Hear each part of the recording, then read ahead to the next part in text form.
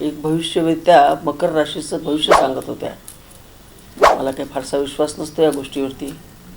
त्या म्हणाल्या की खूप भयानक घटना घटेल या महिन्यामध्ये. आता काय भयानक घटना घटेल. माझ्यासमोर डोळ्यासमोर मोठे साहेब उभे राहिले. आहे साहेबांची तब्येत तर छान आहे. म्हणजे असं कल्पनातीत गोष्ट घडली. म्हणजे अजितसारखा नेता अशा पद्धतीने जाईल असं मला कधीच वाटलं नव्हतं. किती लॉंग आयुष्य आहे असं वाटायचं याला. आणि लहान किती, माझ्यापेक्षा तर 15-16 वर्षांनी लहान होता. मी आता 77 आहे, तर तो 60-62 असेल मला वाटतं. लहानाचं मोठं होताना आम्ही पाहिल्यामुळं माझ्या फार अपेक्षा होत्या त्यांच्याकडून. कारण ते काय करू शकतात हे मी फार जवळून पाहिलेलं होतं. एवढा निर्भीड मनाचा, निर्भीड विचाराचा, भाडभीड न ठेवता काम करणारा माणूस मी माझ्या राजकीय जीवनामध्ये अंतुलेच्या नंतर अजितच बघितला. आज दुर्दैवाने तो आपल्यातून गेलेला आहे म्हणायलासुद्धा भीती वाटायला लागली. पण जे वास्तव आहे ते वास्तव आहे. मी वास्तवात जगणारी बाई आहे.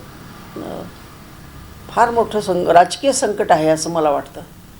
कारण मी कायम म्हणत असते, राजकारणात माणसं उगीचच मोठी होत नाहीत. राजकारणात माणसं घडवावी लागतात. आपण माणसं घडवत नाही, तुडवतो. आपल्याकडे माणसं घडवण्याची ऐवजी तोडवण्याची जास्त पद्धत आहे. त्यामुळे चांगले नेते तुम्हाला कुठे दिसतात? दिसतच नाही. अभावाने दिसतात. आणि त्या अभावानेसुद्धा वनवासात असतात. ते तुमच्याकडे नेत्याची संकल्पना अशी आहे की तो असं काहीतरी बोलणारा, असं काहीतरी स्टेटमेंट देणारा, काम केलं नाही तरी चालेल, स्टेटमेंट देणारा पाहिजे. आणि कामाची परंपरा असणारं नेतृत्व इथं उभं राहू दिला गेलं नाही. मला शरद पवार म्हणाले की तू माझी आहेस, याची किती सजा मिळालेली आहे मला माहीत आहे.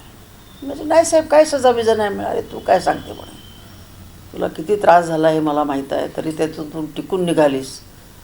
आता संपलं म्हणे, आता तुला कोणी त्रास देऊ शकत नाही. म्हणजे साहेबांचं एवढं बारीक लक्ष असायचं आमच्याकडे. अजित तर माझ्याशी ताईशिवाय कधी काही बोलला नाही, काहीच नाही. आणि मी तर अरेकार्याने बोलणारी मला वाटते पवार साहेबांच्या नंतर मी एकटीच होते. पण मग नंतर मी सुद्धा अरेकारे बोलणं बंद केलं. म्हटलं नाही, आता अजित मोठा झाला, पण अजित दादा म्हणायला पाहिजे. मग मी दादा म्हणायला सुरुवात केली. ते एकदा म्हणाले सुद्धा मला, तुम्ही कशासाठी मला दादा म्हणता? अरे म्हणजे लाडाने म्हणतो आपण, दादा बाळा, म्हणजे घरातली नावं असतात. म्हणजे मी असं त्यांना जाणवू दिलं नाही की तुमच्या मोठेपणामुळे म्हणते. फार स्वच्छ मनाचा माणूस होता, अतिशय स्वच्छ मनाचा. आणि करायचं म्हणजे करायचं, दुसरा शब्दच त्यांच्याकडे नव्हता. त्यांच्या मनात एकदा आलं की मग ते कोणी थांबवू शकत. इव्हन पवारसाहेबसुद्धा थांबवू शकत नव्हते त्याला. आणि मला तर असं वाटतं की तो त्या घराण्याचा आधारस्तंभ बनला होता.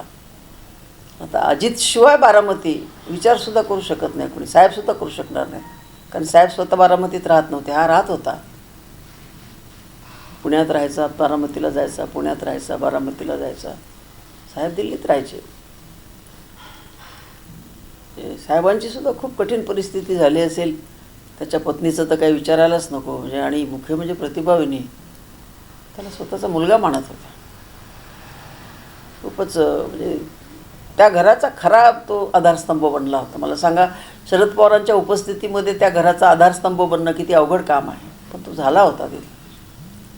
आणि महाराष्ट्राच्या राजकारणाचं अपरिमित नुकसान झालेलं आहे. आता ठीक आहे, काळ कोणासाठी थांबत नसतो. वेगवेगळे नेते येतात, नवीन नवीन माणसं येतात, जागा भरून काढतात. पण मला वाटत नाही अजितची जागा एवढ्या लवकर भरून निघेल. काय अधिकाऱ्यांवर धाक होता त्याचा, प्रचंड धाक, प्रचंड धाक. अजित पवार मिटिंगला आहेत म्हटलं तर कपडे सावरीत येत होते अधिकारी, माझ्या डोळ्याने पाहिलेलं आहे. त्यानंतर माझा धाक होता, पण मला राज्यस्तरावर काम करता आलं नाही, त्यामुळे माझा धाक मला दाखवता आला नाही. पण आजही अधिकारी घाबरतात. म्हणजे माझ्यासमोर साधारणतः खोटं बोलण्याची ताकद नाही कोणाची. पण अजितने स्वतःची सत्ता लोकांसाठी वापरली, स्वतःसाठी नाही. काय आता बोलण्यासारखं खरं तर काहीच राहिलेलं नाही. एवढ्या तरुण वयामध्ये असा मृत्यू येणं. आणि मरायला पण त्यांना आपलंच एअरपोर्ट निवडलं, तिथेच पडलं विमान. ती एक बाई सांगत होती, म्हणे मी पळत पळत गेले तर म्हणे पोलीसवाले जाऊ देणं गेले मला. म्हणे की दादाचे पाय तरी पाहू द्या, तर म्हणे खाली चादर लपेटलेली होती, वर काहीच नव्हतं ताई म्हणे. तर म्हणे काहीच बघू नका ताई, तुम्हाला बघता नाही येणार. मग त्याचा चादरीला हात लावून आले म्हणे मी. ती रडत रडत सांगत होती ती बाई. खरं तर तिला अजित पवार काय आणि शरद पवार काय तिचा काही संबंध नाही. नॉर्मल बाई, एकदम साधी बाई. पण किती प्रेम, किती प्रेम. तर हे थोडा राजकारणातला हा जो सध्या संकट काळ दिसतो मला तरी. मला माहिती नाही याच्यातून पुढे काय निघेल. पण आता महाराष्ट्राच्या मंत्रिमंडळाची सगळी रया गेली असं म्हणायला काही हरकत नाही.